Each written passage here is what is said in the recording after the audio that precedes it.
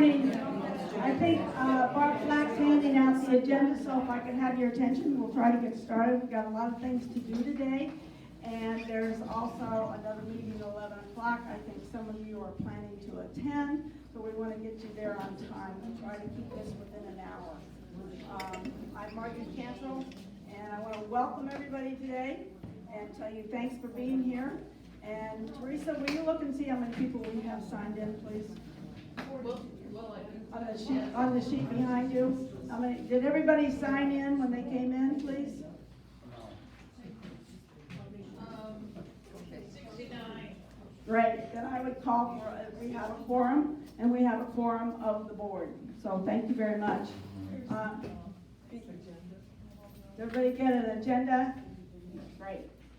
Or at least each table. Today, because we do have a lot of things going on, we will be going right down through, ask you to stay on topic, and if you have a question or a comment to make, we're asking everybody to keep it in 2 minutes, unless you're one of our presenters today, and they're allowed a little bit more time, obviously. And we'd also ask that everybody be respectful and foster harmony, just as our board bylaws state that we should. At this time, we need to approve the July 29th special board meeting minutes. That was a general meeting, and Shay, I'm going to turn this over to you, please. Yeah. This meeting, it was posted. The minutes were posted on the bulletin board and mailed all out at the Mud Times. So, were there any question on these minutes? Can I hear a motion to approve the minutes as posted? I'll make a motion. And seconded? Judy Nix, Judy what? Nix, and I am. Thank you. Do you have any minutes from your first? The minute? Any discussion? Oh, that's right. All in favor? Is there any discussion on the approval of the special general meeting? If not, all in favor say aye. Aye. All opposed the same, thank you. I'm going to turn this over to Shar. She's got a couple financial pages to give us. Okay. First of all, we have we did not have a meeting in July, so my financial statements were not approved. So the report, I'll give the balance sheet reports, the checking account, $13,651, equipment savings, $39,212, and operating savings, $22,502.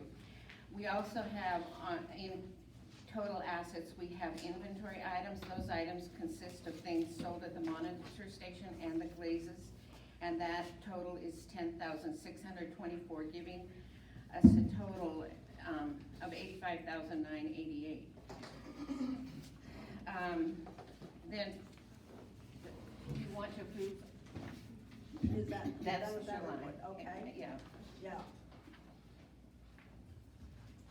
So are there any questions on the July financial pages? Do I hear a motion that we approve the financial pages for July 31st, 2021? So moved, and do I hear a second? I'll second. First, motion been made and seconded that we approve them. Is there any further discussion or questions? All in favor say aye. Aye. All opposed the same. Thank you. Then going for the August balance sheet, the checking account has $16,645. The equipment savings, $39,212. And the operating savings, $22,502. It's increased by 18 cents on the operating savings, so that's why it's the same number practically. And then we have the same amount for the inventory. It's $10,624. This amount is adjusted at year end when we do an inventory of the glazes and the clay and what we have in stock at the year end, and that's when that adjustment is made. Then on the profit and loss for the year, I just want to go over to date we have $11,221,000 on monitor sales. taking out the cost of supplies, that is not an, you know, a huge income item. But then we also have the pot party. The pot party gross was $22,758, and the commission for the village store was, no, the village store was,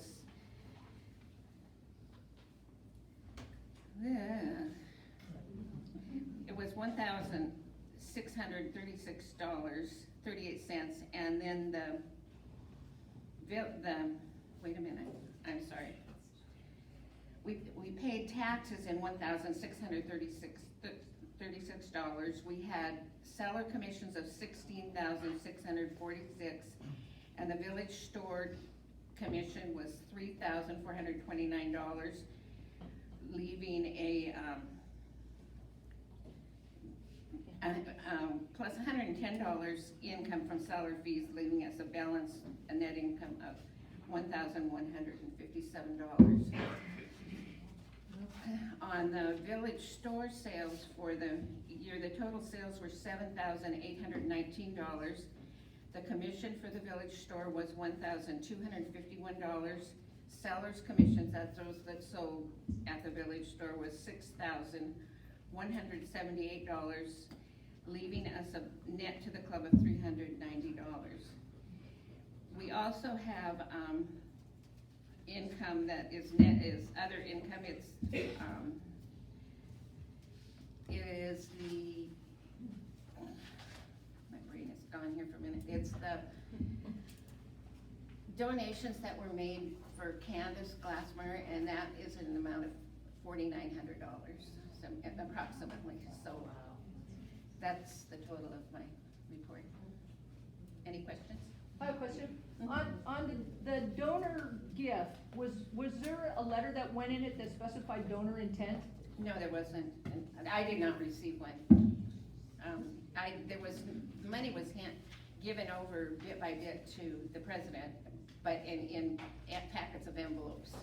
There was a letter from from the hospital where she lived, and that was a $100 donation. It was just expressing this is a donation for her and respect. That's what we had. Okay.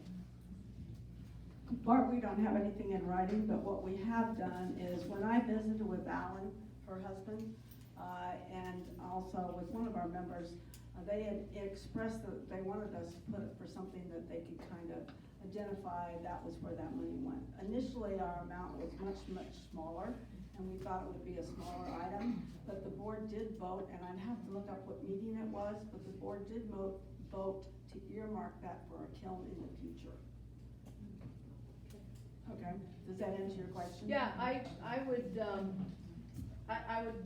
recommend that we clarify with the Charter Club Committee if there are any guidelines, Donna, on donor intent, if it's written in the check memo, or does that donation have to be earmarked and announced to the rec center in the future for donations like that, large sum donations? Did you reference a new document that was just approved at the governing board called Donation Memorialization, Naming and Advertising Rights? Did you reference that? We've not referenced it other than the way we have handled memorials in the past that I was familiar with. They went that far that I dealt with, because the Tivoli studio was one before me.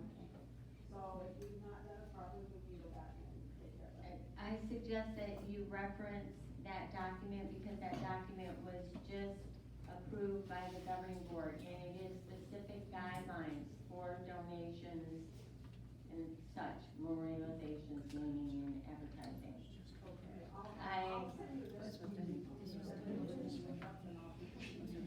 Okay, what you want to do is just go to the website, go to our RFPs, go to documents, and then the appendix, it is attached to the appendix, that document, and then you can reference it and make sure that you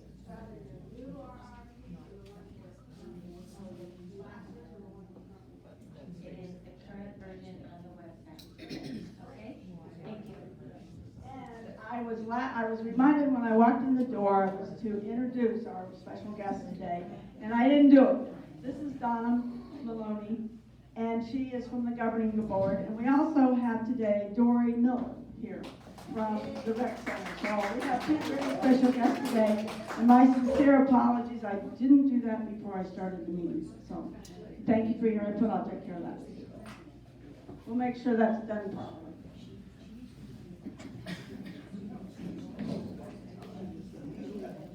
To go back to the meeting, now, we have the August treasurer's report here on the floor, and we need a motion to approve as presented.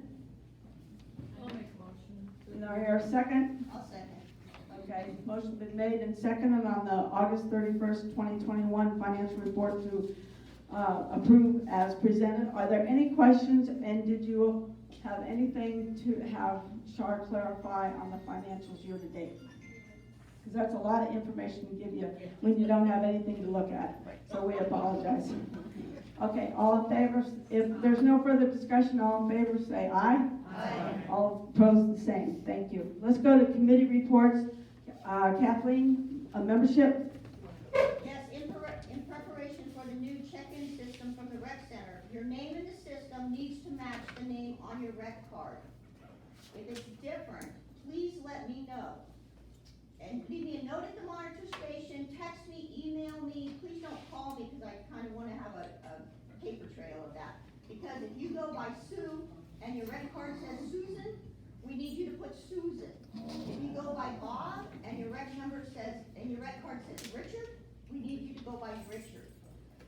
That's very important, because the new check-in system is gonna recognize you by the name on your rec card. And I'd like to get on this as soon as possible, so if you could please, in the black book, I put right on the left to make it easy, I just put it in there, a brand new member list, so you just pick it out, and you can just look and see what we have in the system, that's the Swift Tech. And then if it is different, please, let me know right away. This will save us a lot of problems down the road. Is there any questions? Yeah. So you want a middle initial? No, I know about the middle name. It's your first name and your last name. Just like Bob and Richard. You know, Bob Smith, Richard Smith. That's not gonna match to the rec center. We wanna make it as easy as possible when we roll out this, the rec center rolls out the new system. Any questions? All right, thank you very much. I have a question. What's our backup on our training? How many people are waiting to get into the club? Well, that goes through the education committee, so I can't answer that, but they run them through the I classes. thought that was leadership. Classes test in, then they give me the applications, I put it immediately, and actually, we're doing it on the first class now, so they go in immediately, so they can scan in. Okay. So, yeah, I don't have that information. Thank you. Thank you, Kathleen. Michelle has a report from the education committee. To answer your question, Judy, we have about 80 people on the wait list still, but we're getting to them. They're mostly snowbirds at this point. So, okay. yeah, we'll get to them. I just want to let everybody know we have a whole bunch of workshops and classes being scheduled for the fall. Check out the description on Sign Up Genius and what supplies you might need. Then you've got to come in and sign up in person. I'm sorry about the two things you've got to do, but until we have online sign up, it's kind of a two-part process. But double check Sign Up Genius, because sometimes we're having people arrive to workshops and they don't have what they need, so that's kind of hard for them. And Sandy Blaine's class coming up in November. If you're interested in taking that, I suggest you sign up very soon, because it's filling up. It'll be November 11th, $55 for the whole day, and fabulous lunch included. And Raku is starting. There's going to be a class September 27th that's sort of like an open class for anybody who has always wondered what Raku is. And then after that, there will be more specific signups for the actual participation. And I think that's it for me. I have a question. Oh, question. If I signed up for something over here and paid my money, do I need to go in and do it on the Sign Up Genius? No, Okay. no. We take those names and then we put them onto Sign Up Genius just so that someone looking at the class description knows how many people have already signed up, and if it's still open. You're welcome. Thank you very much, Michelle. I want a real kudos to Michelle and Arlie Bryce this year. They have really had a lot of beginning hand building classes. How many have we gotten in this year? A lot. It seems like every time I see the calendar, it's got another beginning hand building on, and it's real kudos to those two young ladies getting that all accomplished for us. The social committee, is Gretchen here? No. I didn't think so, okay. I need to talk for just a minute about the social committee because, and I've not had an opportunity to actually sit and talk to Gretchen about this. We have a scenario this year where we cannot take any more income from outside non-members. Outside non-members being anybody that is not on our register or our membership. In other words, Norma's husband, he's an outside member, but Norma is a member. I'm going to have a discussion and kind of a brainstorm with Gretchen how we can do the holiday party. We've always done it where you write 2 checks and the husband's check we keep, which would be outside sales, and the member's check we turn them back in because they're our guests. We're going to have to look at that, so if you hear down the pipe that we had to change this for 1 year, that's why. The whole scenario goes back to another topic I'm going to talk about a little bit later, but I wanted you to have a heads up. So it won't be Gretchen that's making this happen. It will be actually what's changed in this year with our 501c7 status, because we cannot take any more sales in this year and be a club in good standings down the road. Any questions on that? Kiln and Glazing Committee, yep, excuse me. Well, I don't know why that's on there. I put it on there and I don't know why I did it, but yes ma'am, go ahead. When the clay is delivered, or the supplies are delivered, do we have a person that's actually counting what is delivered and how it compares to the order? Absolutely, Okay. absolutely we do, and it's Mary Ann Coach. I saw Mary Ann earlier. Mary Ann does us a fabulous job of ordering and counting it in. I have a question. Yes ma'am. If, like for my husband, if I made out his check directly to the catering, then it wouldn't be for But sale. we're gonna have to investigate how we can do it and make some suggestions, and I think this is only gonna be a 1-year occurrence. I'm gonna talk about our 501 status just a little bit later, and I think after I talk about that, that'll make it clear as mud. No, hopefully it'll make it a lot clearer for you, but it's something, I think it's a 1-year issue, because we're allowed up to 15% outside gross sales from non-members, but we've far exceeded that this year because we had a pot party and we had a lot of village store sales, so we're way above it this year. That is not gonna happen in the future, so that's why we'll talk about it. It just seems like food and clay are separate things unless the guests are gonna be eating clay. It's Then just, it has nothing to do with sales. We'll go back to it. Teresa, do you have anything for glazing or kilns? Yeah.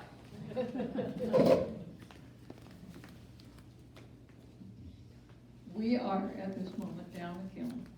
One of our high fire kilns is gonna need repair. We will probably have to get someone from Marjan, which is expensive, but it's one of the high fire kilns and we can't afford to be without it for too long. So, if you guys notice that it takes a little extra time to get your work back out, that's why, and the committee is working as hard as they can, but we have to deal with what we have to deal with. We have apparently one person in the valley who is qualified to work on kilns, and that's the only one we've been able, besides Jeff Smith, who does it for us when he's here, but he won't be back till the end of October. So, we got a little issue going, and just be patient. It's plan your work so that you don't show up on Monday and come in the kiln room and say, I really need to get this piece by Wednesday, because it's not gonna happen. And that's all I got. She was staring at me when she said that. Thank you very much, Teresa. I don't see Carrie here, so I don't see Linda Johnson, so I don't think we have any kind of a Blaze report. Thank you. I'm gonna turn this over to Barb Flack. She's got a report for a BP. At the board meeting, we decided that, I had ordered the name badges. And here you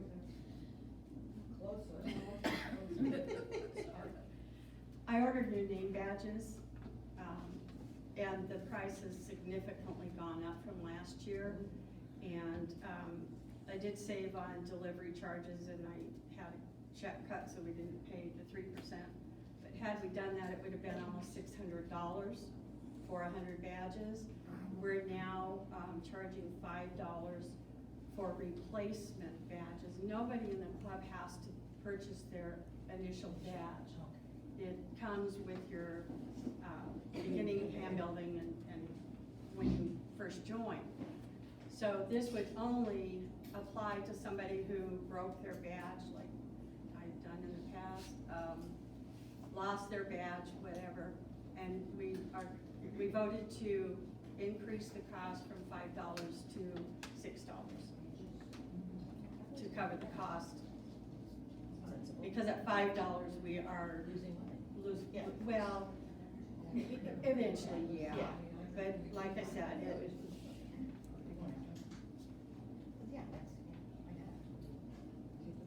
we don't have it, it doesn't involve that many people.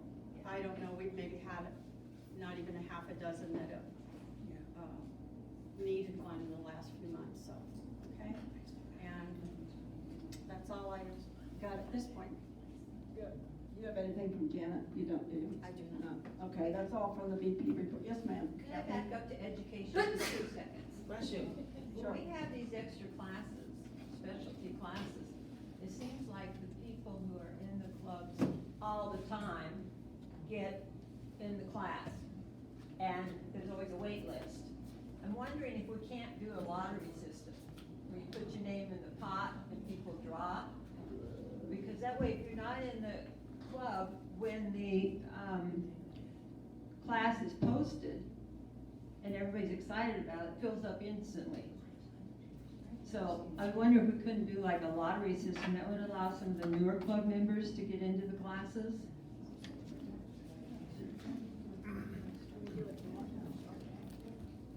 Let me clarify the system.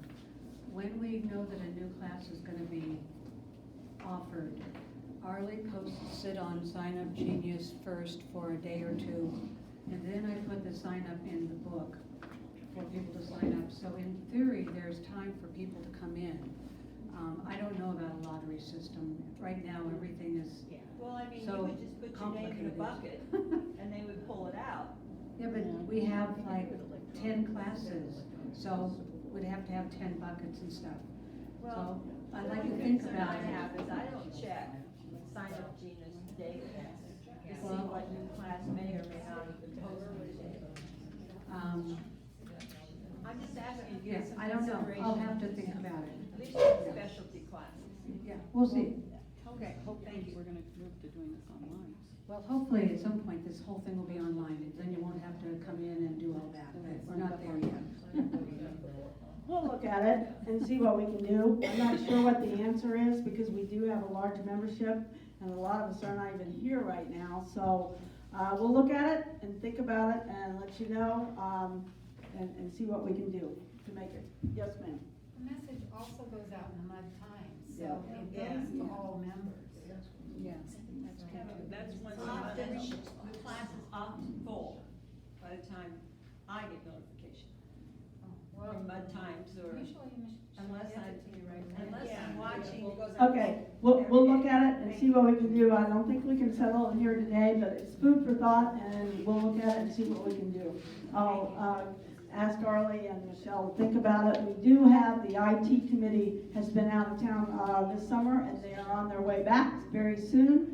And they're the ones we've been waiting for to kind of update the website, the Sun City West Play website, and some of that's gonna be on there. So perhaps that will help us also, okay? Thank you. Thank you. Okay, we're down to unfinished business. The tax status for the social club. We're a 501c7. There's two other categories that have been talked about a lot in the paper. One was 501c3, which is where you support a charity and your money goes, and I don't even know the amount, but there is a percentage that has to go to an outside charity. We've not done that kind of work in the past. And then, of course, the rec center is a 501c4 that we hear a lot about, but that is not available to us. So it looks like we're just 501c7 social club, and I don't have any other answer for that. And if anybody has some suggestions, we can talk about it at another time. But I wanted to bring you up to date on the 501c7 and the upcoming RRMPs that are being worked on by the governing board right now, and what it means to us as we move forward. First of all, we cannot have any sales except up to 15% of our total gross sales for the year, whatever that is, clay, tools, party, anything. We can't have more than 15% for outside members. We talked about that briefly about the upcoming Christmas. Now, this year to date, we're way over that because we stopped all this on May 1st, basically is what happened. We closed, the village store was closed. This came to our attention, and we've been working on this ever since, and the Charter Club has been working on this ever since. So we can't take any more outside sales in this year for sure. We can budget in the future, so then we could go back and look at our social budget and say, okay, are we going to collect funds for a social event? Let's make sure it's not going to be over 15% of our total gross sales for the year. We cannot do this in 2021. We'll have to do it in 2022, and that's why I mentioned to you the social issue earlier. Now, the other thing is, our members will need to be monitored in the future as to the volume of work they're creating that would make it appear that they're creating for profit. We as a club will be asked for that. When the new RRPs are done and voted on and passed through, we will then put together a committee that looks at what they've said in the RRPs specifically, and I think they're almost done, so I think this is soon, but we as a club will have to decide how we monitor how many things are being made by someone in the club. For example, if I had been a seller for a long time and I had been doing a lot of sales, and then you would want to make sure that I'm not running a bunch of my pieces through the kiln room. Maybe that's the way to do it. We don't know. But I'm going to be setting up a committee. Teresa and I have talked a little bit about what we could do. It seems to me the funnel kind of comes down to the kiln room. It's hard to manage who's buying clay and who's not, because any of us could go to Mahjong and buy another volume worth of clay and we wouldn't know it, okay? So that's why we're thinking maybe it's the kiln room when it goes through firing. But that will be done, and we will make a committee to put that together as a club. And that will be a big thing for us. No sales going forward. We already know that. There's no more by the club, sponsored by the club. There are no pop parties. There will be no craft parties where we'll be sponsoring it. We write checks after the fact. And there will also be no sales through the club here. They can't come in and buy from the window. What they can do, they can come in, and if Barb Sloan has a piece in there and she's got her name on it, if she approves the club to say to this person, contact Barb Sloan, then Barb and that individual could go to another point and make that transaction. So we just simply cannot produce sales from our club and be within the social status that the IRS. Now the IRS is the one that is saying this is the way it is. It's not something the governing board has done. It's not something this board has done. We can only take 15% of our gross sales and allow them for outside sales, and that's not a whole lot of money. We sell, so we'll figure it out on the budget process, but that's what's happening with the 501c7, excuse me. Now, before I go any further, I want to make sure, in your opinion, Donna, have I stated that correctly? Yes. Okay. Well, I'm just trying to keep it right. And I will be asking that we wait until the RRMPs are done, and I think that's very soon. So that we'll know going forward into 2022 what we can and cannot do a little bit better. But there will be a monitoring situation with how much stuff is made in the club to keep people from what we would consider a mass producer. I'm new, I don't know what RRMP means. Rules, regulations, and procedures. Thank you very much. Thank you. Is there any reason why you are not going to a 501c3 and picking up a charity, and so we could have a pot party? Well, Uh-oh. well, I can't answer the question as to how much the percentage is supposed to be for 501c3. Other clubs have gone to that and they've researched it. Has this board gone to that and researched it to see if we could do that? I mean, picking up a charity is easy. Well, the charity is probably the easy part. The bigger part of it is how much of your income is gonna go to that charity. And we have guidelines by the government that are set there also. We can look at that if you like, but historically, this club, as far as I recall, has not done a lot of charity work. The charity work we've done has been limited to selecting food and Having you make bowls for the hungry, yes. That is a charity. Right. But, hold on, let's keep our conversations together here. So, if you want us to look at that, we can set up a committee, and we can look at the 501c3.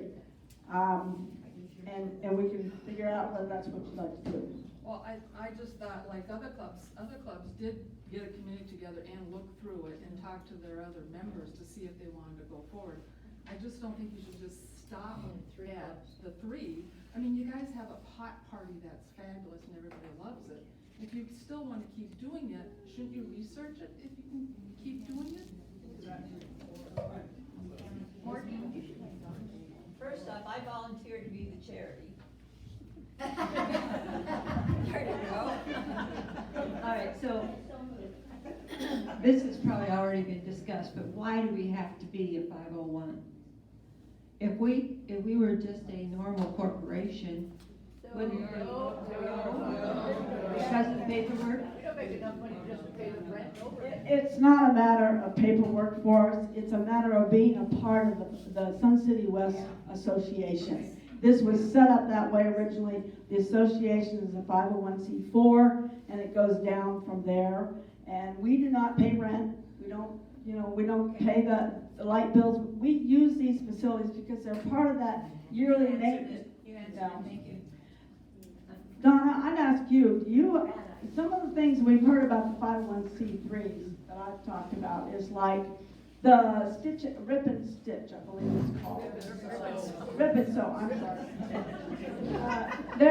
They have always been providing blankets and things to other organizations. So a lot of their work does go as a nonprofit situation. But maybe you could share some light on the 501c3s?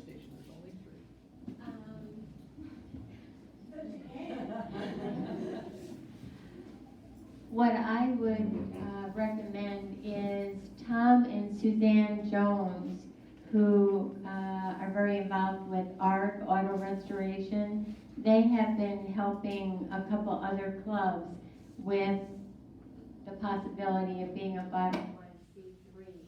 Well, we just lost our. Bob Loud. I got to stand up. I think you're the air. Air pollution. Anyway, I would just recommend that maybe you give them a call. If you are going to establish a committee, give them a call. They will give you some basic information about the possibility of being a 501c3. And she has indicated to me that being charitable is your best option. Because a 501c3, you either have to be charitable or educational. Educational is much more difficult than being charitable. And right now, I think it's Palo Verde Catchers is looking at being a 501c3. Again, realize that a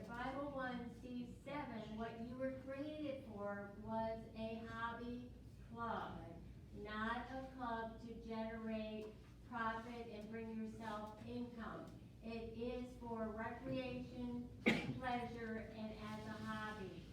If you want to generate more income, then you should, and your income, you would have to be very charitable. Palo Verde Patchers, Ribbon, so, you know, they do a lot with hospitals, with schools, art. I don't know if. Nonprofits, they help Salvation Army and that kind of thing. Right. All 501Cs are nonprofit entities. Yes. Would you repeat the names at the car club? We'll get them. Thomas Sparky Jones. Yeah. I just have a question. For the clubs like Silvercraft and Clay Club and Wood Shop and Metal Shop, what's gonna happen if the clubs cannot generate any money and they have an equipment failure or this or that, and in the future, that's how we have paid for all of our equipment? Is it gonna come down to the rec center having to fix all the equipment of the clubs? Your club generates income from your membership, whether it's dues. I mean, you can have sales within your membership. All income that comes from your membership is fine. It is only income that you bring in from outside your membership. So you could have a pot party that you only sold to members, to club members. That income. Somebody else's property. You know what I mean? Worried about your income, where do you get it from? You get your income from your membership. Do you know what the Metal Club is doing in regards to this issue? Staying in three. Staying in three. And again, look at Cora. Cora is, in my opinion, a wonderful opportunity. Yes, you will not have the quote village store, but you have Cora, and Cora will replace that village store. Cora is talking about a 25%, right? Consignment fee. Your village store, you were paying 16% plus turning around and giving your club 10%. That's 26%. You're going to Cora for 25%, and Cora gives back to the community. It's like your money you're giving to Cora. Cora turns around and fights battles with water, utility companies. They take care of us as a community. This is a wonderful option in solving problems.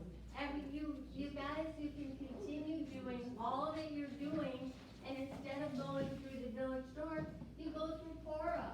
I think thank you, Lord, this is a good option.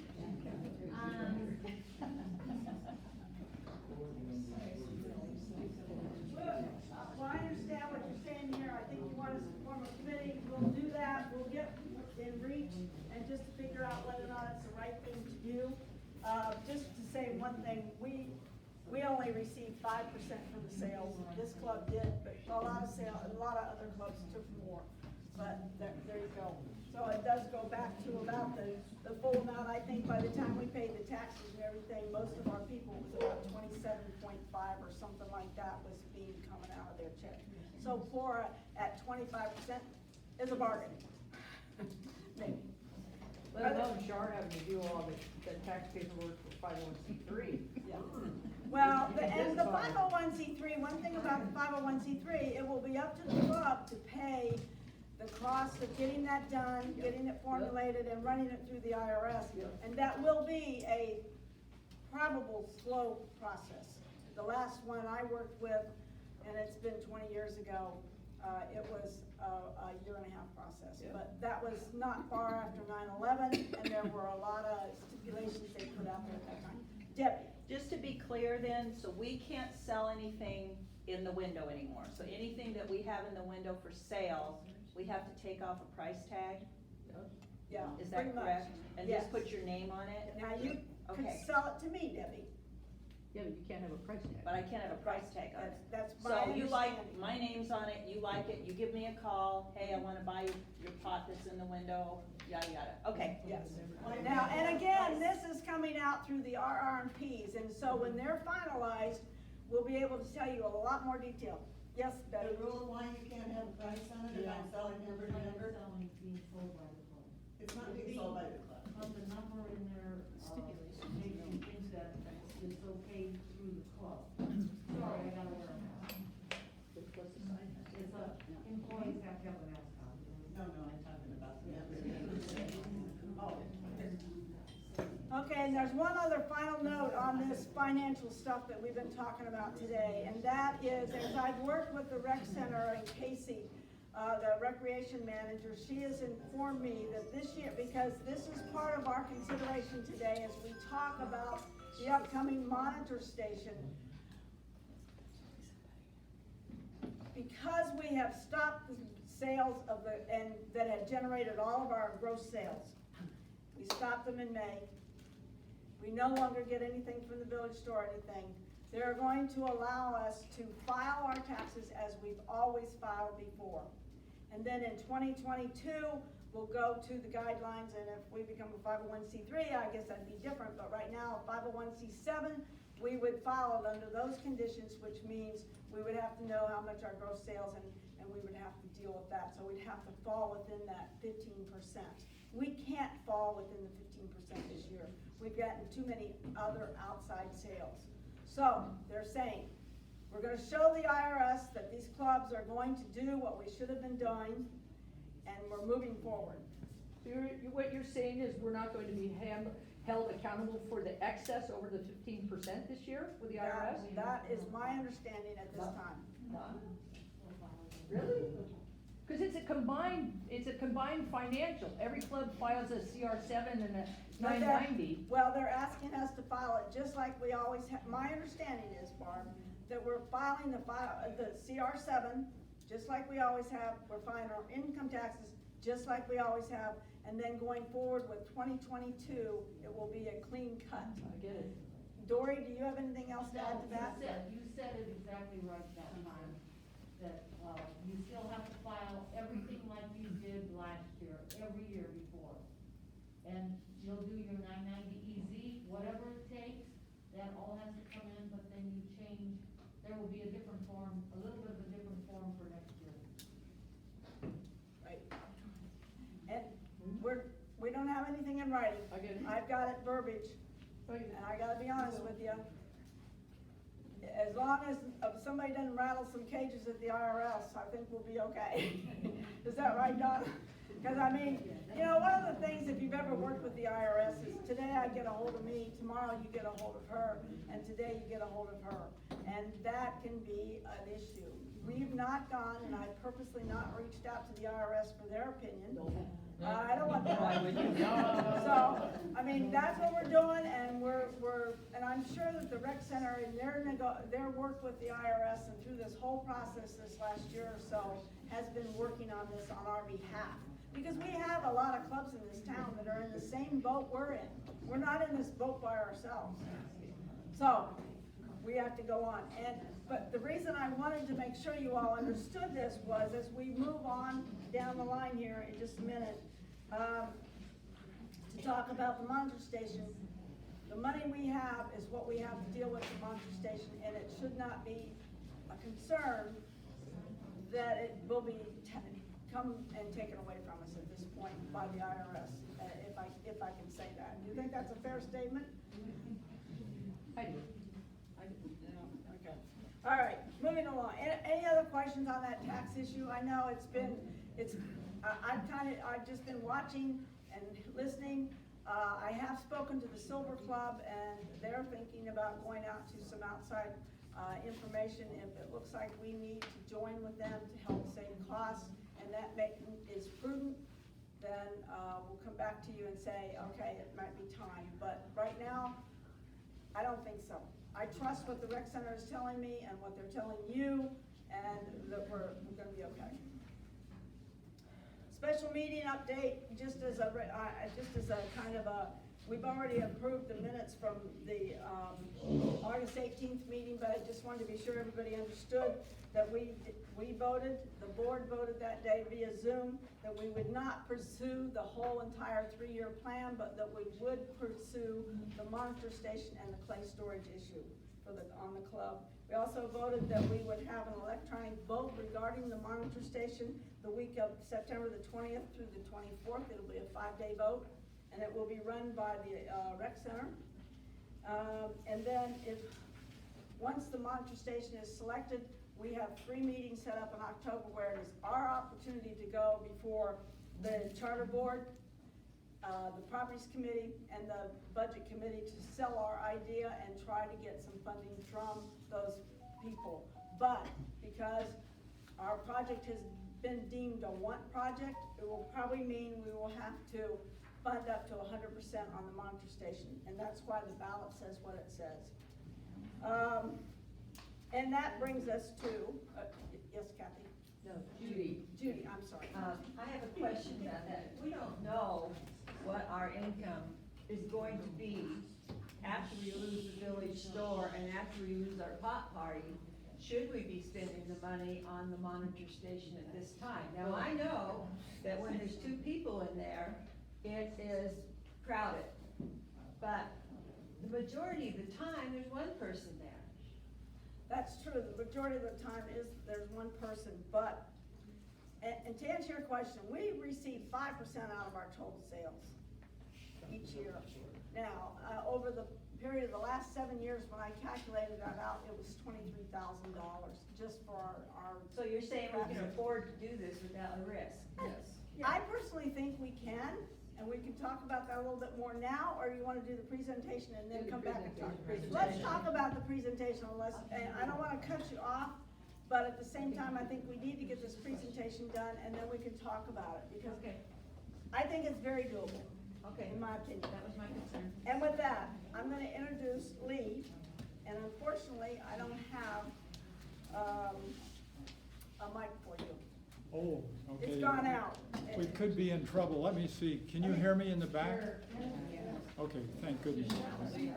Otherwise, I'd sit down and we'd really speed along here. For those of you that may be new, I'm one of the volunteers on a committee that was set up last year by Rob Upton, the president at the time, to study clay storage placement and monitor station size. We did quite a bit of study in the group, looked at a number of options in the 3 main rooms, and came up with a proposal that is the largest of the 2 that you're going to hear about today.